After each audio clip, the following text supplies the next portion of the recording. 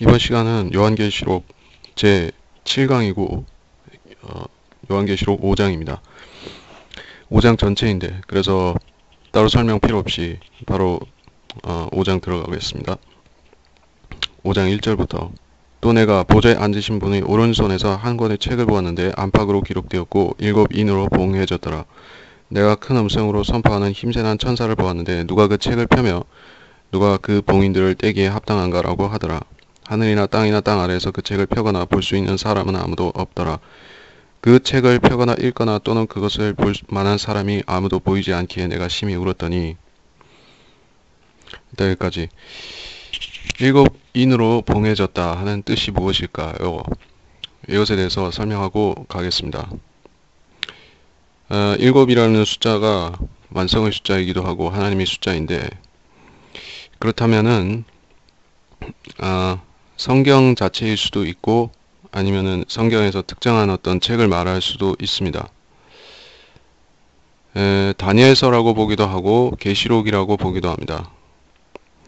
근데 계시록이라고 보는 이유는 이 계시록이 22장으로 되어 있는데 그 안팎으로 기록되었다라고 했을 때 매 3장마다 봉인이 있는 것으로 쳐서 7봉인이 있고 22장을 봉인이 끝난 뒤에 기록된 것으로 본다고 할 때 장수로 볼 때 그 계시록이 7인으로 보게진 책으로 보기에 합당하다는 것입니다. 그래서 봉해졌다라고 말씀하고 있기 때문에 이것은 계시록이 닫혀진 책이고 열려진 계시가 아니라는 사람들의 그러한 변명을 가져왔습니다. 그래서 많은 사람들은 계시록이 묵시록이라고 생각하며 또 신비로운 책이지만 우리가 감히 그것을 해석할 수 없다라고 주장하면서 자기 나름 어떤 사적인 계시를 받아서 특별한 방법으로 요한계시록을 풀어야 된다라고 가르치는 그러한 이단들도 있는 것입니다. 그들은 바로 이러한 다소 불명확한 구절에서 우리가 확실히 단정 내릴 수 없는 이런 5장 1절 같은 이런 구절을 통해서 자기들의 주장을 변호하는 것입니다. 그러나 봉해졌다고 했는데 여기서는 이 봉해진 책이 열리고 있는 것입니다. 근데 지금 실제적으로 계시록은 닫힌 책인가 하면 닫힌 책이 아니죠. 그 대환란 때 있을 일을 우리가 100% 그것을 확실히 알 수는 없지만 우리가 상당히 많이 알게 된 것입니다. 지난 세기에 그리고 최근에 와서 20세기 말과 지금 현재 이르기까지 상당한 해석의 진보가 성경들을 믿는 사람들을 통해서 이 해석의 진보가 있었던 것입니다. 이것을 향상된 계시라고 하기도 하고 성령께서 향상된 조명을 주셔서 우리가 더 깊이 내용을 볼 수 있게 하셨습니다. 그렇기 때문에 닫혀있는 책이 아니다 라고 봅니다.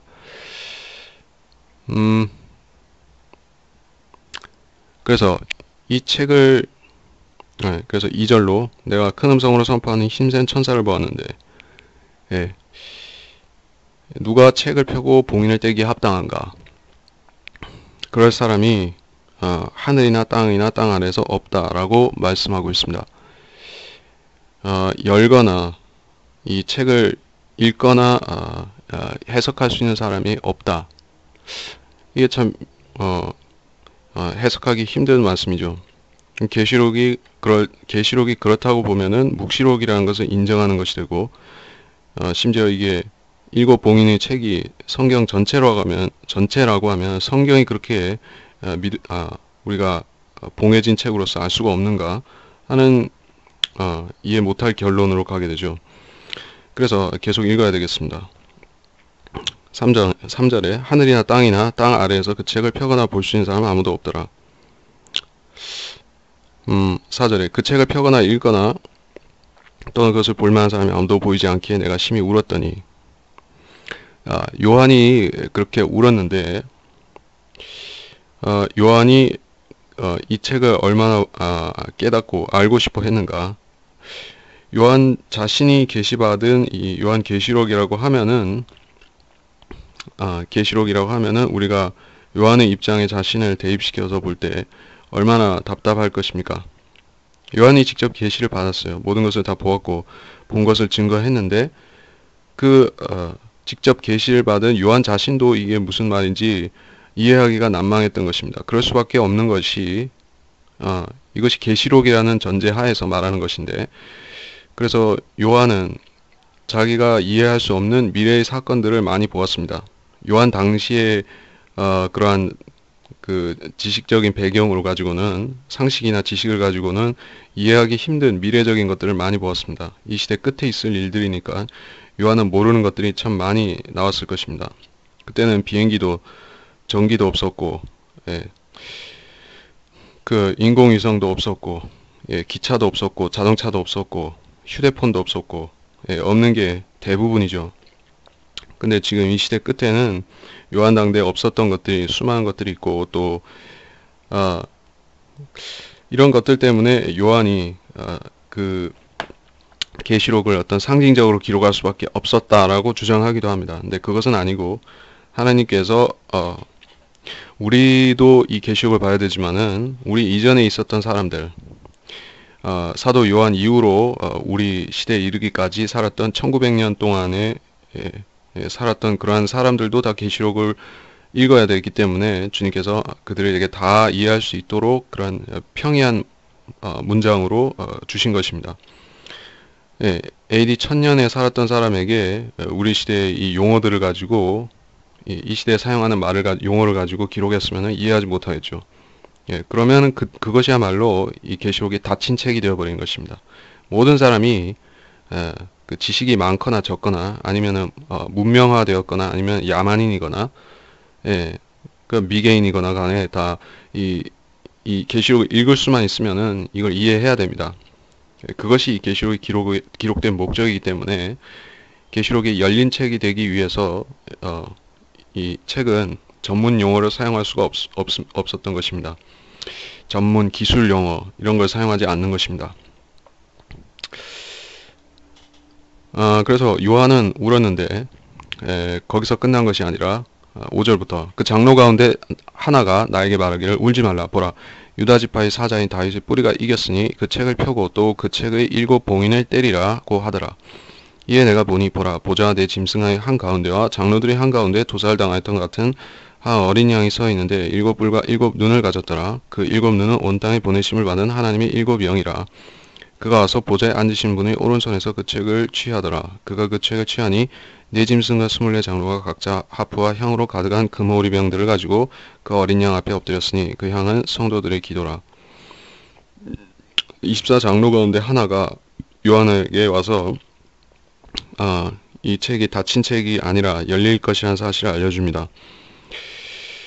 그래서 이거를 그 요한이 4장의 1절에서 가상적으로 휴거가 되었는데, 그래서 이 책이 열려지는 것이 환란 중에 열려지는가, 우리가 그런 생각을 갖지만은 사실은 이 시대에도 요한계시록은 열려 있습니다. 그런데 요한계시록이 전체적으로 열려 있는 것은 아닐지도 모릅니다. 왜냐하면 우리가 어떤 구절들, 이 계시록에서 몇몇 구절들은 해석하기가 매우 어렵고 사실 남겨둬야 되는 그런 구절도 몇 개 있습니다. 정확히 알 수가 없는 구절들, 그런 것들은 사실은 대환란 때 가서 그때 문자적으로 어떤 의미인지 확실하게 알게 될 수 있는 그런 것도 있습니다. 뭐 그런 것까지 감안할 적에 봉인을 완전히 떼는 것은 환란 때라고 볼 수도 있을 것입니다.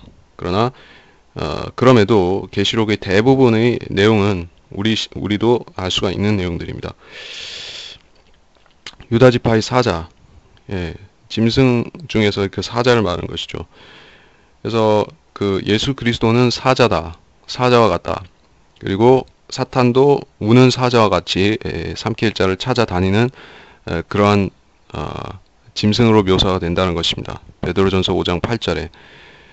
그래서 사탄은 항상 예수 그리스도를 흉내내고 있다 하는 사실을 알 수가 있고, 이제 원조는 사실은 예수 그리스도이고, 그분이 바로 짐승, 이 땅의 짐승들 가운데서 그 제왕이라고 할 수 있는 사자로 묘사가 되는 것입니다. 사자라는 것은 바로 그분이 이 땅에 오셔서 왕으로 통치하신다는 걸 말하는 것이고, 다윗의 뿌리, 다윗의 뿌리면서 다윗의 자손이면서 다윗의 뿌리죠. 왜냐하면은 그 주님께서는 아브라함 이전부터 계셨고 영원 이전부터 계셨던 하나님이시기 때문에 다윗의 자손으로 태어나셨다 할지라도 다윗의 뿌리입니다. 그리고 그 책을 펴고 일곱 봉인을 때리라. 주님께서 직접 그것을 떼신다는 말씀인데, 봉인을 뗀다는 것은 이 사건들이 실제로 발생한다는 것입니다. 그렇게 보면 이 책을 편다는 것이 단순히 우리가 그 일상적으로 독서하기 위해서 이 계시록을 펴서 읽는다는 그 뜻 이상의 의미가 있다는 걸 알 수가 있죠. 여기서 말씀하는 그 책을 편다는 것은 뭔가 실행하기 위해서, 사건들을 불러오기 위해서 그것을 읽는다. 봉인을 뗀다는 것은 그 사건들이 실제 발생하게끔 일으킨다 하는 뜻이 있을 것입니다. 그러니까 이것은 우리가 계시록을 읽고 해석할 수 있느냐 없느냐 하는 문제와는 사실 여기서 보면 상관이 없는 것입니다. 이것은 아주 특별한 의미로서 말하고 있기 때문에 우리가 계시록에 닫혀 있어서 볼 수 없다는 뜻은 절대로 아니라는 것입니다. 그래서 주님 자신이 이 책을 실행하시는 분입니다. 이 책에 기록된 내용들을 문자적으로 다 실행하시는 것이 주님께서 그렇게 하신다는 것입니다. 일곱 봉인을 때리라. 일곱 봉인을 때리라 했고, 일곱 나팔과 일곱 호리병이 또 있는데, 그것들은 천사들이 그렇게 쏟고 불고 하는 것인데, 일곱 봉인은 유독 그 예수님 자신이 떼시는 것입니다. 그렇게 보면은 일곱 봉인이라는 것이 확실히 이 7년 기간 전체에 상관이 있다는 것을 우리가 알 수가 있는 것입니다. 일곱 봉인이라는 것은 7년 전체를 말하는 것입니다. 일곱 나팔이나 일곱 호리병은 그보다 짧은 기간을 의미할 것이고, 환란 후반부의 어떤 기간입니다. 그래서 일곱 봉인을 때리라는 것은 계시록 전체를 주님께서 실행하신다. 역사로서 역사의 그 과정에서 일어나게 하신다는 것입니다. 앞으로 6절에 이에 내가 보니 보자 네 짐승의 한가운데와 장로들의 한가운데에 도살당하였던 같은 한 어린 양이 서 있는데 일곱 뿔과 일곱 눈을 가졌다. 일곱 뿔과 일곱 눈이라는 것은 역시 이분이 하나님이라는 것을 증거하는 것이고, 예수님이 그러한 그 6월절 어린 양처럼 나타나서 보여줬습니다. 그래서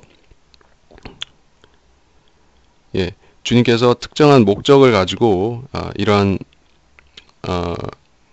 이 말을 기록하게 하셨을 적에 이게 실제로 어린 양의 모습으로 나타나셨는가 하는 것은 그렇게 중요한 것은 아닙니다. 주님께서는 그 33살 반의 남자로 이 십자가에 죽으셨고, 또 그러한 몸으로 부활하셨죠.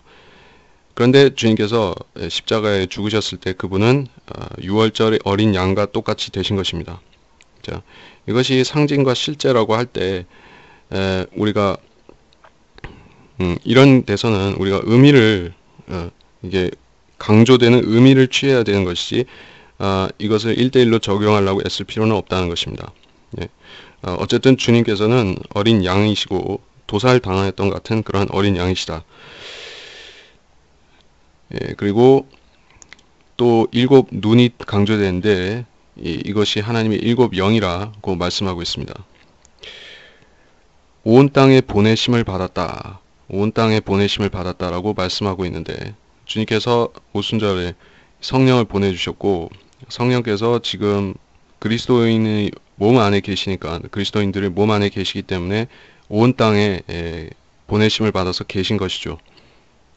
그리스도인을 통해서, 거듭난 사람들을 통해서 주님께서는 이 온 세상을 비추고 계시기도 하고 보고 계시기도 한 것입니다.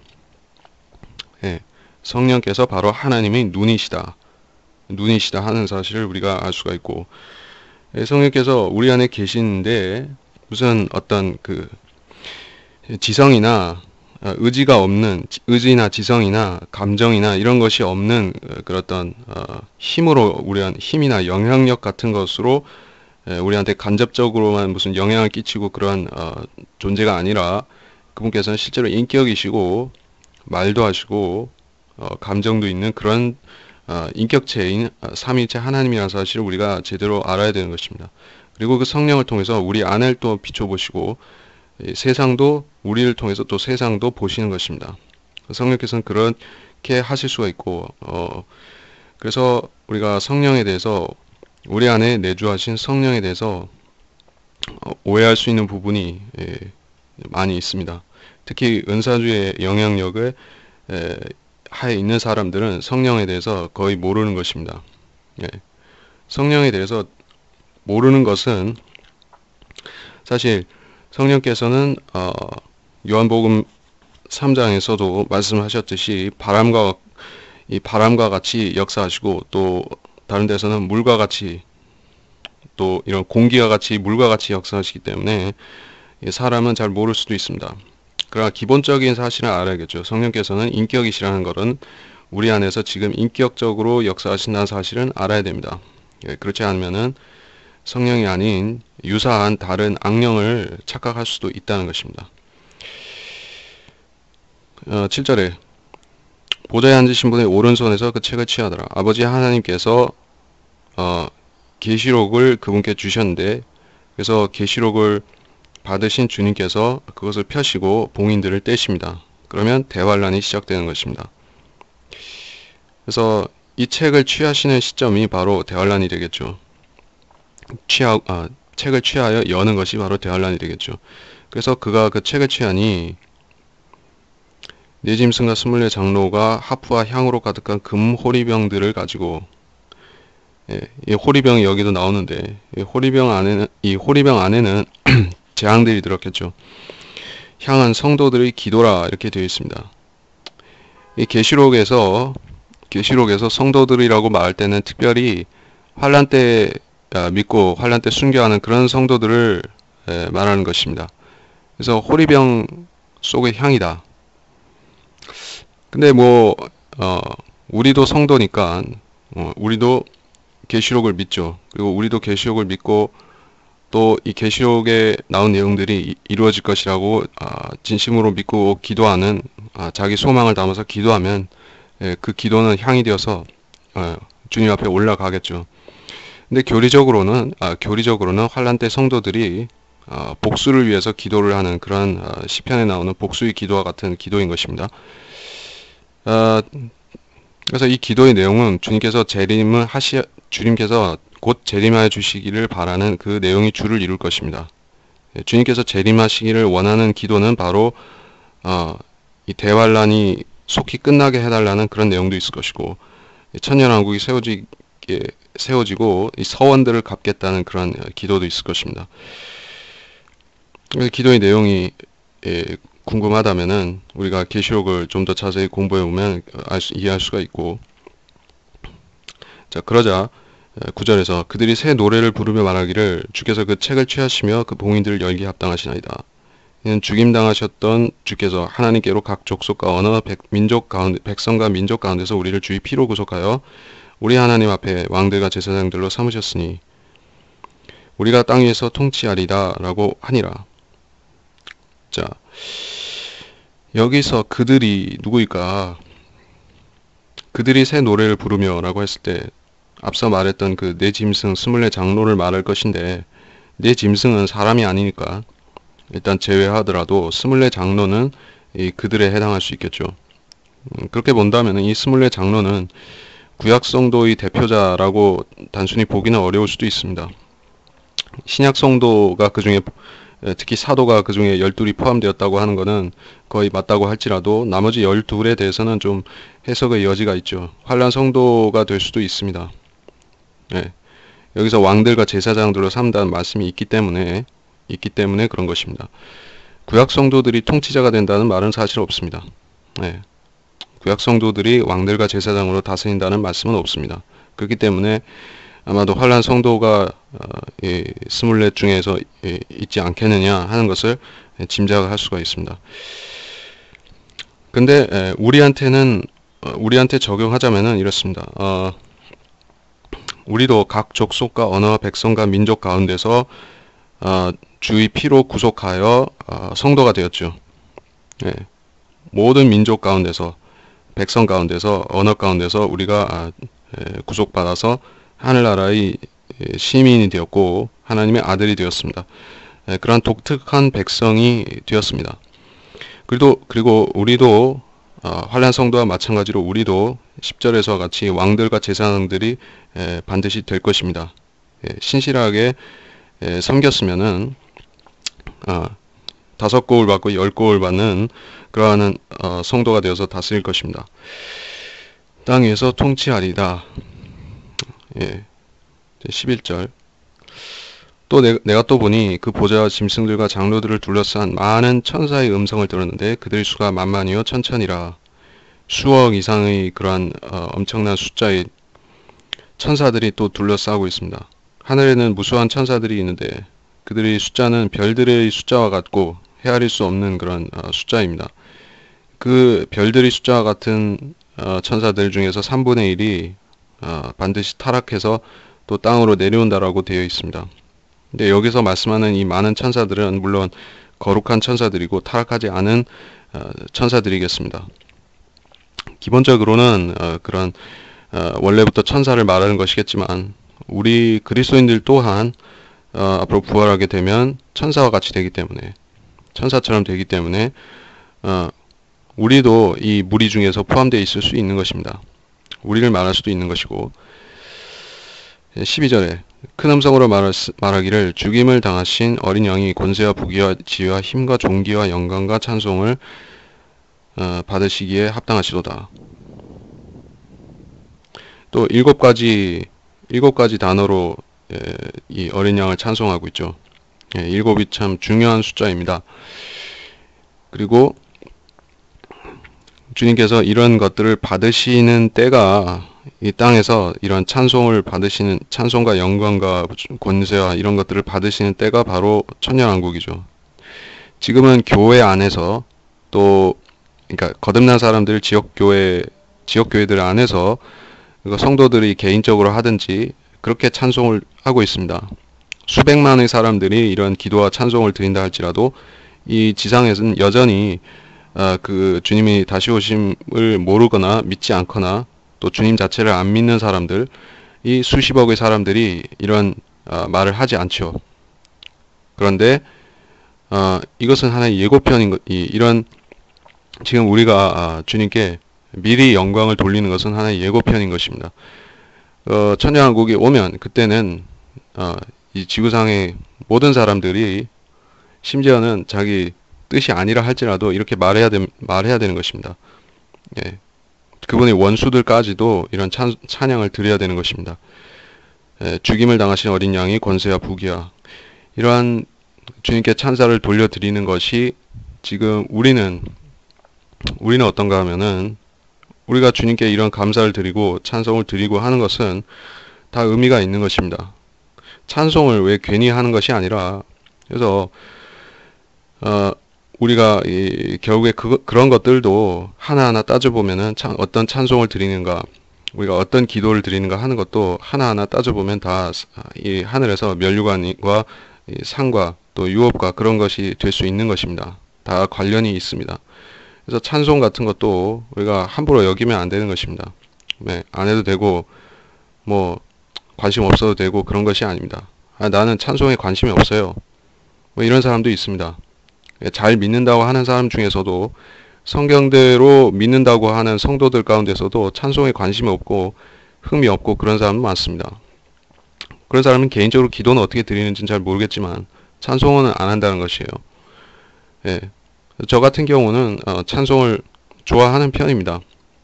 예. 그렇게 좋은 목소리, 미성은 아니라 할지라도 예전부터 찬송을 좋아했죠. 그래서 성도라고 하면은 무조건 찬송을 좋아해야 되는 것이요. 잘 부르거나 못 부르거나 간에. 왜냐하면은 우리가 지금 수많은 사람들이 주님께 찬송을 드리지 않는데, 또 주님께 영광을 드리지도 않고 찬송을 드리지도 않고 또 하나님 말씀을 존귀하게 여기지도 않기 때문에 그렇게 사는데, 우리가 지금 그것을 돌려드리면은 하나님께서 우리를 귀하게 보신다는 것입니다. 그리고 반드시 상으로 갚아주신다는 것입니다. 우리가 진심으로 그렇게 했으면은 마음을 담아서, 혼을 담아서 영적인 찬송을 드렸으면은 주님께서 받아주시고 우리한테 상도 주실 것이라는 것을 믿어야 될 것입니다. 믿음이 없이는 우리가 이 영적인 일을 한 가지도 할 수가 없습니다. 흉내는 조금 낼 수 있어도 영적인 일 자체를 할 수가 없습니다. 13절에 또 내가 들으니 하늘과 땅 아래와 땅과 땅 아래와 바다에 있는 각 피조물과 그 안에 있는 만물이 말하기를 보좌에 앉으신 분과 어린 양에게 찬송과 존귀와 영광과 권세가 영원 무궁토록 있을지어다. 자, 이제는 피조물들이 받아서 또 찬송을 드리고 있습니다. 이것은 이 13절이 문자적으로 성취되는 시점이 언제인가? 모든 피조물이 주님께 찬송을 드린다. 이것은 천년왕국 때를 말하겠죠. 지금은 피조물이 모두 고통 가운데 있어서 로마서에 있는 그 피조물들이 신음하며 고통 중에 있다고 말씀하셨습니다. 지금은 그렇지만 앞으로는 그 땅이 변화되고 이 피조물들이 이 죄로 인한 고통에서 해방되면 그때는 이런 피조물들 자체도 주님께 찬송을 드리게 될 것입니다. 그래서 지금은 사람 가운데서도 거듭난 사람 가운데서도 그러한 열심히 있는 사람만 찬송을 드리는 것이지만은 앞으로는 그 모든 피조물이 그렇게 하기 때문에 사람이 주님께 찬송을 드린다고 해서 특별한 것이 아닙니다. 그러니까 지금 하는 게 참 중요하다는 것입니다. 지금 찬송을 드리지 않으면은 우리가 피조물들한테 역전당하는 것입니다.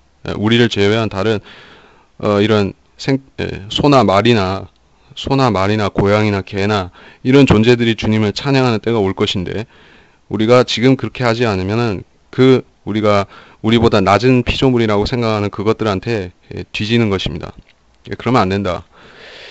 그래서 제가 찾았던 구절이 로마서 8장 19절, 20절, 19절로 23절까지 읽지는 않겠고, 로마서 8장 19절로 23절까지 말씀이 바로 이 피조물이 그렇게 소망 가운데서 하나님의 아들들, 그리고 예수님이 나타나는 것을 기다리고 있다는 그 구절입니다. 그러면 그들은 나타날 때 찬송을 드릴 것이다. 자, 하늘과 땅 아래, 땅 아래도 있습니다. 자, 땅 아래에는 기본적으로 지옥이 있죠.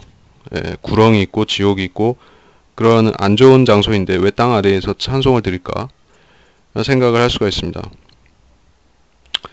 근데 이것은 그건 단순한 의미가 아닙니다. 땅 아래라는 것은 땅 아래에 뭐가 있냐면은 지금은 비어 있지만은 낙원이 있죠. 낙원이 있단 말입니다. 그런데 만일에 이 13절의 상황이 천년왕국 때 이런 찬송이 울려 퍼진다라는 뜻으로 받아들인다면은 천년왕국 때는 이 지하 낙원에 또 사람들이 있겠죠. 그때 이 수명을 다하고 죽는 사람이 있으면은 그때 그 혼이 지하 낙원으로 갈 것이기 때문에, 그러면 그들은 이 땅 밑에서 찬송을 드리겠죠. 뭐 그런 의미로 적용할 수도 있다는 것입니다. 반드시 지옥에 있는 사람들이 뭐 감사 찬송을 드린다는 얘기가 아닙니다. 또 바다에 있는 각 피조물과 바다에 고래가 있고 생선들이 있고 또 다양한 어류들이 있고 그런 것들이 또 찬송을 드린다. 보좌에 앉으신 분과 어린 양에게, 아버지 하나님과 아들 예수 그리스도에게 찬송과 존귀와 영광과 권세. 앞서는 하늘에서 찬송이 울려 퍼질 때는 12절에서 7가지 주제로 찬송을 했는데, 이 땅에서 피조물이 찬송할 때는 네 가지 주제로 찬송과 존귀와 영광과 권세라는 네 가지 주제로 하나님께 감사를 돌리고 있습니다. 그래서 땅이라는 것은 역시 그 땅은 네모나다라는 말이 옳은 것이죠. 사실 하늘이 둥근 것 같이 보이지만 하늘 자체는 둥글진 않죠. 피라미드처럼 각이 져 있지만은 우리가 볼 때는 하늘은 둥그렇고 땅은 동서남북이 있으니까는 예로부터 사람들은 땅은 네모나다라고 생각을 했던 것입니다. 그래서 성경에도 계시록에도 땅의 네 모퉁이라는 말이 나오고 그 네 천사들이 풀려난다는 말이 나오고 이런 땅과 관련해서는 4라는 숫자가 항상 쓰이고 있습니다. 그래서 땅의 피조물들이 땅과 바다의 피조물들이 찬송을 드릴 때는 여기서 그러니까 이 13절에서 하늘과라고 할 때 이것은 저 창공 우리가 보는 그 푸른 창공을 말하는 것이겠죠. 새들. 그래서 이 땅의 피조물들이 말할 때는 네 가지 주제로 말한다 하는 것을 우리가 이해할 수 있습니다. 그러니까 이 네 짐승도 땅의 피조물들 네 가지를 대표하고 있죠. 원래는 5가지였지만 이제 4가지다. 14절에 그때 내 짐승이 말하기를 아멘하고 24 장로가 엎드려 영원 무토록 살아계시는 분에게 경배하더라. 자, 그래서 이 5장의 주제는 그 계시록이었습니다. 계시록의 성격에 대해서 우리가 짐작해 해주는 그러한 장이었는데 여기서 우리가 핵심 구절로 우리가 취해야 되는 것이 바로 9절과 10절 말씀이 아니었나 싶습니다. 여기에 분명히 우리가 왕들과 제사장으로 신분이 될 것이고 우리 신분이 그렇게 바뀔 것이고 그렇게 된 우리는 땅 위에서 통치한다는 말씀으로 적용할 때 우리는 이 땅에 있게 될 것입니다. 지금 우리가 왕들과 제사장이 되어서 통치한다는 뜻이 아니겠죠, 당연히. 이것에 대해서는 어떤 해석의 이론, 다른 해석의 어떤 여지가 거의 없습니다. 이거는 문자적으로 해석할 수밖에 없는 구절이죠. 상징이 아니기 때문에. 그런데 천년왕국을 가르치지 않는 사람들은 이걸 모르는 것이고, 또 천년왕국을 형식적으로 가르치는 그러한 개신교 사람들도 이런 구절을 문자적으로 안 믿는 것입니다. 우리가 왕들과 제사장으로 통치한다, 다스린다고 할 때, 그러면 그 다스리는 것이 뭘 다스려야 될 거 아닌가? 이거는 자연스러운 결론입니다. 왕들만 있어서 무슨 통치를 할 수 있느냐? 제사장들이 있어서 제사장들끼리만 통치할 수 있느냐? 아니죠. 제사장이 있으면은 백성도 있고 이렇게 되는데, 자, 그리스도인들이 신분이 이렇게 되면은 천년왕국 때에 있는 다른 그 자식을 낳는 그런 백성들도 있어야 된다는 얘기입니다. 이걸 인정하지 않으면은 천년왕국을 받아들이고 인정하지 않는 것입니다. 천년왕국을 거부하는 것과 똑같은 것입니다. 그래서 개신교 특히 장로교에서 주장하는 역사적 전천년주의라는 것은 완전한 날림공사요, 사기요, 엉터리인 것입니다. 그것은 천년왕국하고는 전혀 상관이 없는 다른 얘기를 하고 있는 것입니다. 그래서 그 사람들이 천년이라는 기간을 문자적으로 받아들인다라고 해서 자기들이 천년왕국을 믿는다라고 말하는데 내용이 다르고 실질이 이 천년에 대한 내용이 다르고 실질이 다 틀린데 그것은 천년왕국이 아닙니다. 그래서 우리가 이 천년왕국의 천년이라는 이 숫자를 문자적으로 받아들이는 것도 굉장히 중요하지만 그 기간 중에 있을 일들을 우리가 성경을 통해서 문자적으로 믿고 읽고 믿는 것이 그것이 훨씬 더 중요한 것입니다. 무엇이든지 그 형식보다는 내용, 실질이 중요하기 때문에 그렇습니다. 우리가 성경을 믿는다는 것은 어떤 명목상 믿는 것은 사실 아무 가치가 없습니다. 그래서 명목상 믿는 사람들의 대표 주자가 누구인가? 바로 이 시대의 소위 보수주의자라고 하는 사람들 또는 근본주의자라고 하는 사람들이 있죠. 주로 이 장로교에서 무슨 고신이니 이런 사람들은 자기들이 근본주의자요, 보수주의자요, 특히 보수주의라는 말을 좋아하는데 그 사람들은 자기들이 축자 영감도 믿고 동정녀 탄생도 믿고 예수 그리스도의 신성도 믿고 뭐 삼위일체도 믿고 이렇게 하기 때문에 나 성경을 다 믿는 사람이다라고 하지만 그것은 어디까지나 명목상 그렇다는 얘기입니다. 우리가 삼위일체를 어떻게 해야 믿을 수가 있습니까? 그냥 나는 삼위일체를 믿습니다 하면은 그건 믿어지는 것인가? 그렇게 안 되는 것이죠. 성경에 나온 대로 믿어야지 우리가 믿는 것입니다.